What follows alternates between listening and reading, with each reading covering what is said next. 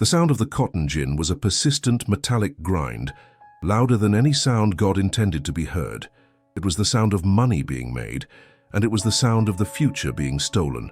Elias Monroe stood half-shadowed by the barn, his gaze fixed on the dust motes dancing in the late September sun of 1879, Prince George County, Virginia. He had been a slave once. Now they called him a freedman. The irony was so brittle and sharp it could cut the wind. He was in his early 40s, built like a brick outhouse that had weathered a century of hurricanes. Every movement was economic, stripped of wasted effort, a residual habit from the years when wasted movement earned the whip. Those same hands, thicker and harder than any leather, were now used to cultivate fields that belonged to Judd Kinsley. But Elias had a secret, a skill that set him apart from the other sharecroppers. In the corner of his small shed, hidden beneath a worn canvas tarp, lay his masterpiece, a saddle of such exquisite craftsmanship that it could have graced the finest plantation houses before the war. Deep mahogany leather, stitching so precise it was nearly invisible, balance so perfect you could feel it just by running your hand across the pommel. He had been working on it for 3 years. Every spare moment, every scrap of quality leather he could save or trade for, every technique he'd learned watching the master saddlers work in his youth. It wasn't for Kinsley. It was his ticket out. A riverboat captain named Morrison had promised him $75 for it, enough to clear any reasonable debt and start fresh somewhere else. Somewhere Samuel could learn to read. Somewhere Hannah wouldn't have to count every grain of rice. This saddle was proof. Proof that Elias Monroe was worth more than the $2 the slave broker had once offered for his used-up body. Proof that his hands could create beauty, not just pick cotton until his fingers bled. He knew the land by its feel, its smell, and its rhythm. He knew how much a good stalk of cotton yielded, how many hours it took to pick 100 pounds, and what that 100 pounds was worth down to the single penny on the open market in Richmond. He knew his family, and every family on the Kinsley farm had produced enough this season to walk away clear, perhaps even with a few dollars jingling in their pockets, a miracle of sweat and prayer. But the ledger book, that heavy, leather-bound volume Kinsley guarded in his office, knew different. The ledger was the new master. It didn't need to raise a hand. It simply needed to subtract. The debt system was elegantly simple and utterly ruinous. You worked Kinsley's land, you used Kinsley's tools, you lived in Kinsley's shacks, and you bought your necessities from the Kinsley Company store.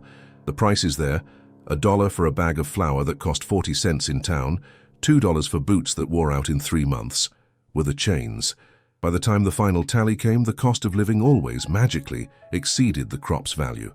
You started the next year in debt, perpetual bondage, legally sanctioned.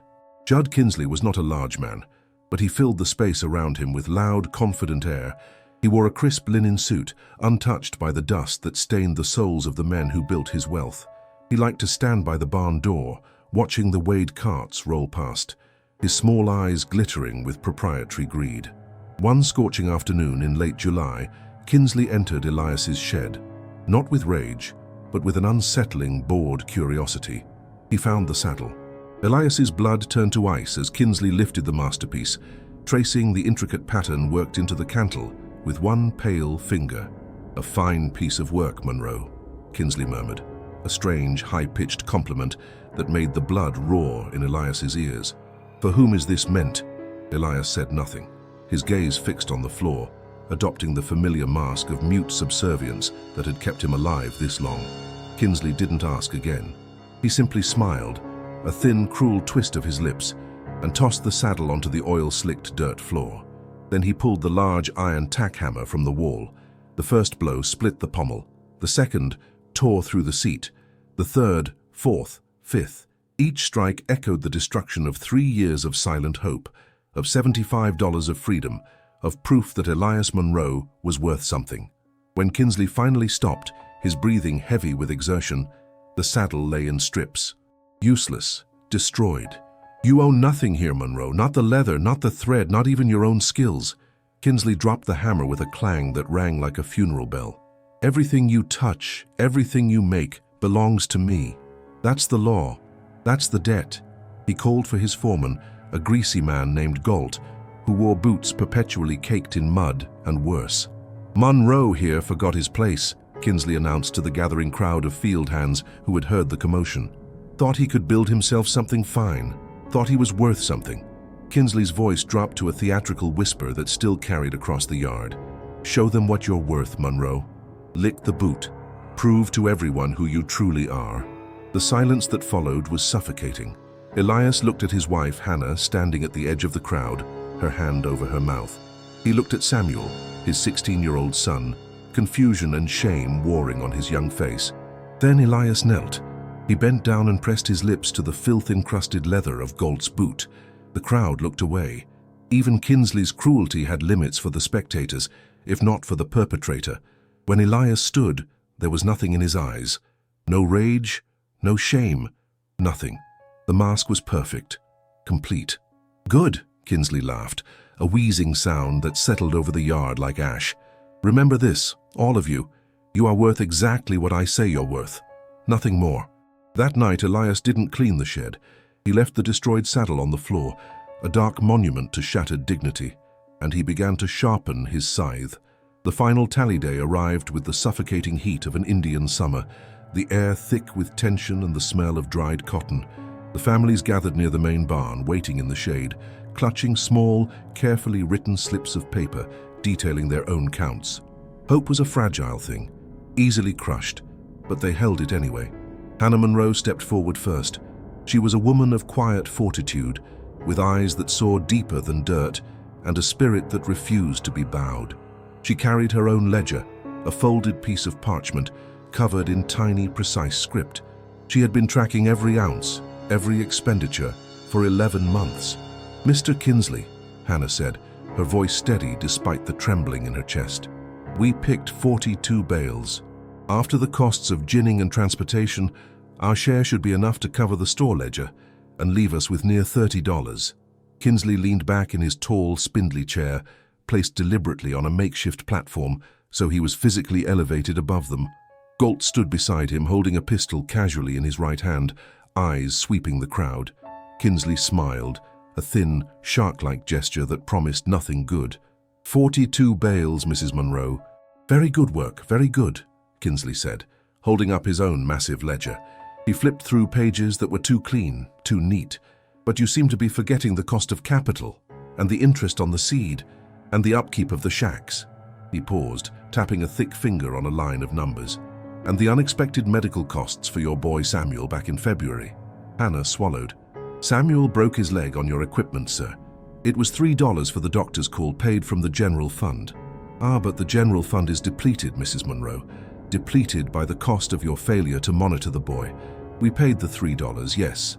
But we charge interest, of course. Compound. And the price of molasses went up in July, which you signed for. And the loan for the mule.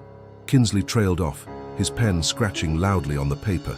He lifted his head, his smile wider, savoring the moment of absolute, total control. The result, Mrs. Monroe, is that after all deductions, your account shows a current deficit of $58.14. A collective intake of breath swept through the crowd of sharecroppers. $58. It might as well have been $500. Hannah's face went pale, but her eyes fixed on Kinsley's remained defiant. That is incorrect, sir. We calculated. Your calculation means nothing, Mrs. Monroe. Mine is the only one that matters, because mine is backed by the law of the state of Virginia. Kinsley slammed the book shut. The sound was a definitive period on their year of sweat. Elias stepped forward, the dust crunching under his heavy boots. He had been standing silent behind his wife, watching, calculating. The destroyed saddle, the boot, the ledger, it all connected in his mind with terrible clarity. We will work it off next year, Hannah pleaded, her voice cracking now. We will work harder. Harder? Kinsley laughed, a dry, harsh sound. You already work like oxen, Mrs. Monroe. No, I need collateral. I need assurance. Kinsley leaned forward, his small eyes fixing on Samuel, the 16-year-old boy standing stiffly at the edge of the crowd. Samuel was gangly and quick, showing the promise of the man Elias had been. The boy, Kinsley stated flatly. Samuel is old enough to be leased out. 6 months of his time working the rail lines in North Carolina should cover the principal and carry over enough credit for you to start the new season clear. I'll make arrangements tomorrow. The silence that followed was thick, suffocating. Leasing out labor. It was the selling of a child's time, the exact mechanism used to break up families during slavery. It was bondage dressed in the polite clothes of a debt contract. Hannah let out a small wounded sound, reaching instinctively for Samuel, but the boy stood frozen, his eyes wide. Elias did not move toward his wife or his son. He remained fixed on Judd Kinsley, his expression unreadable, but deep inside, something fundamental shifted. The saddle had been about dignity. This was about blood. You cannot fight the book with numbers, Elias realized. You must fight the book with fire. Kinsley misunderstood the silence. He saw surrender. He saw a strong man finally defeated by the complexity of finance. See, Monroe, no need for drama. It's business, legitimate. Go back to your shack. Galt will fetch the boy at sunup. Elias looked at Samuel. The boy saw something in his father's eyes that erased all the years of quiet submission. It wasn't love, not exactly. It was a promise, hard and unbreakable. Elias turned and walked away from the barn, away from the crowd. He walked past Hannah without touching her, past Samuel without looking back. He walked toward the tool shed where the scythe waited for him. That night, Elias Monroe sat in the darkness of his small shack, the scythe across his knees. He had been sharpening it for 2 months, ever since the day of the saddle. The edge was so fine now it could split a hair. Hannah sat across from him, her eyes red but dry. She had cried all her tears in the hours after Kinsley's pronouncement. Now there was only the terrible mathematics of their situation. "They'll hang you," she whispered. "Yes, Samuel will be fatherless. Samuel will be free." Hannah closed her eyes. She understood. She had always understood the brutal calculus of their lives better than anyone.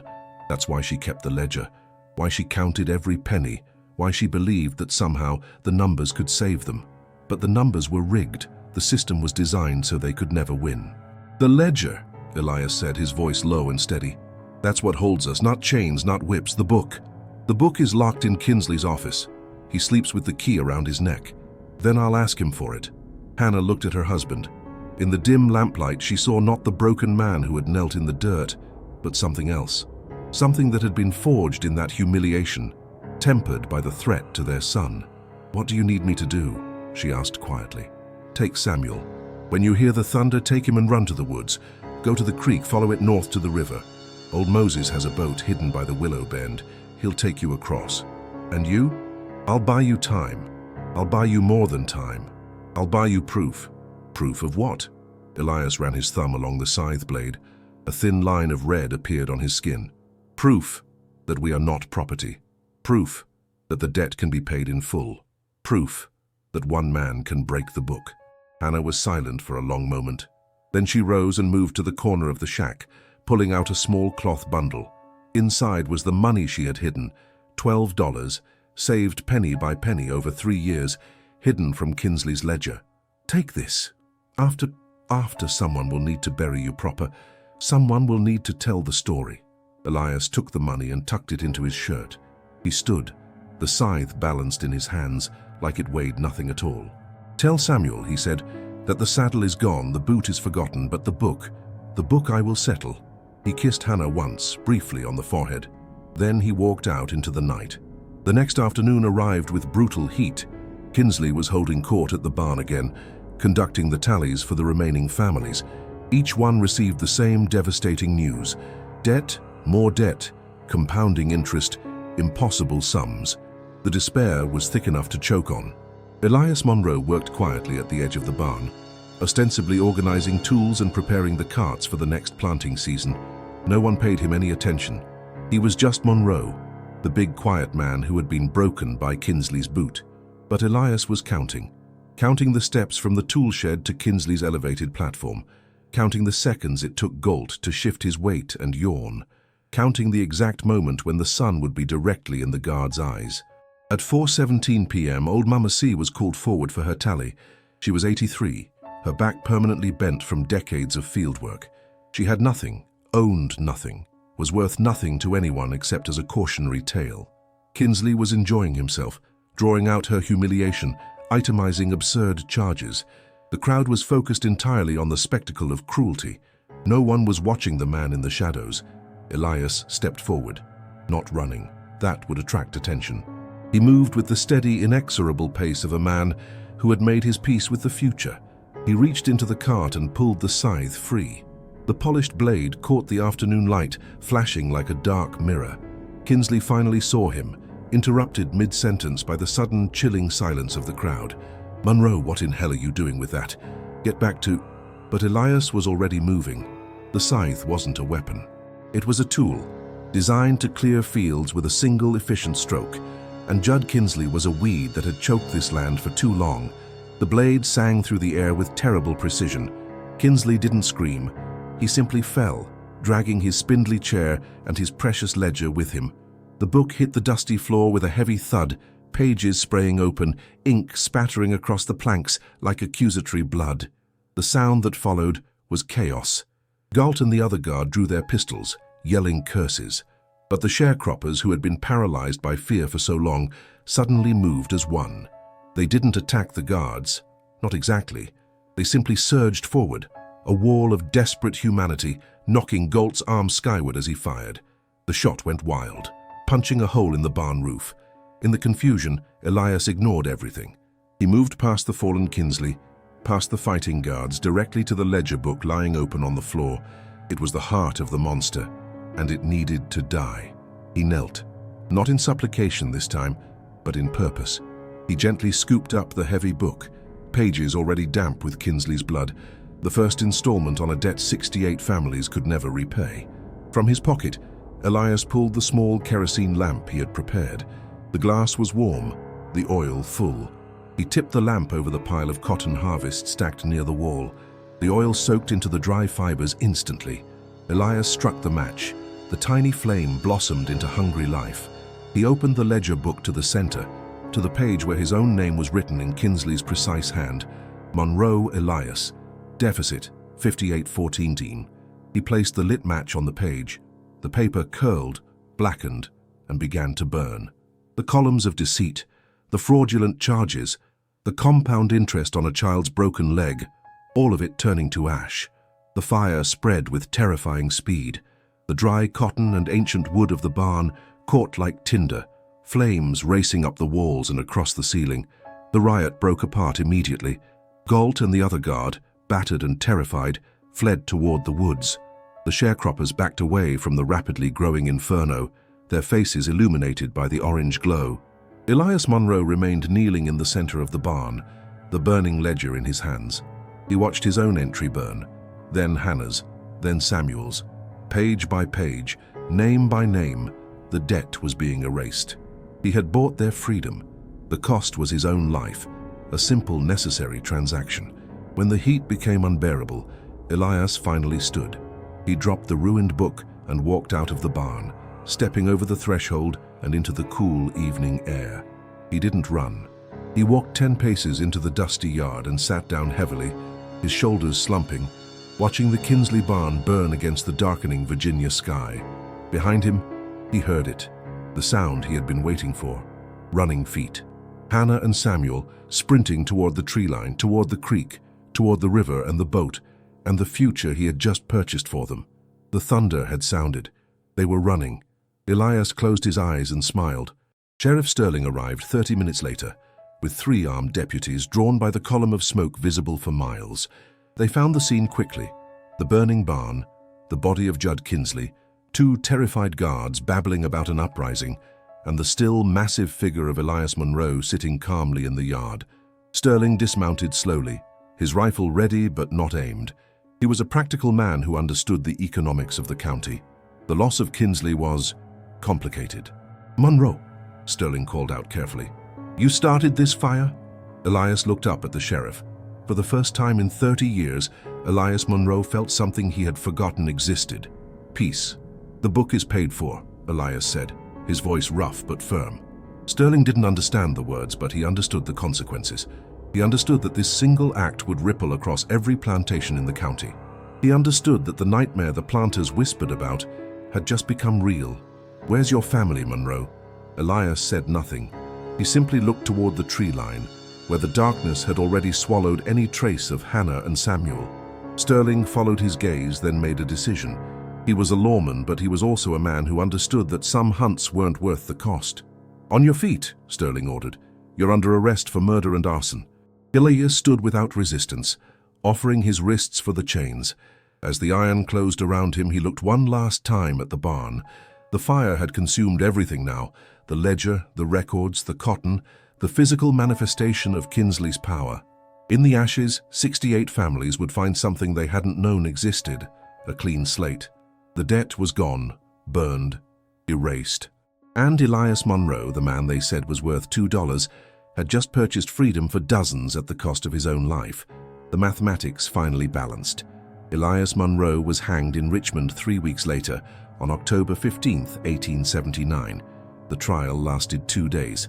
His lawyer, a young man appointed by the court, advised him to plead insanity. Elias refused. When asked by the judge if he had anything to say in his defense, Elias spoke only 7 words: "I paid what was owed, in full." The courtroom was packed. The white planters wanted to see justice. The black community wanted to see a martyr. Everyone got what they came for. But something unexpected happened in the weeks following the fire. With Kinsley's ledger destroyed, there was no legal record of the debts. The remaining families on the plantation claimed they owed nothing, and Kinsley's widow, inheriting a burned barn and no documentation, couldn't prove otherwise. Other plantations tried to enforce their debts, but the bookkeepers started finding irregularities. A few ledgers mysteriously caught fire, others were stolen. Some bookkeepers simply disappeared into the night, taking their records with them.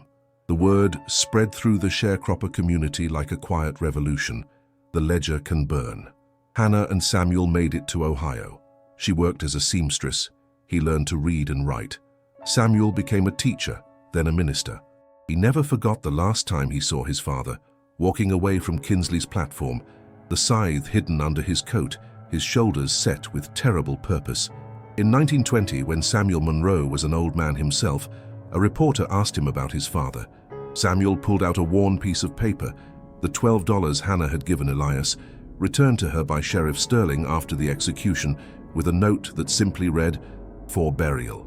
Hannah never spent it. She gave it to Samuel, who kept it his entire life. "My father taught me mathematics," Samuel told the reporter.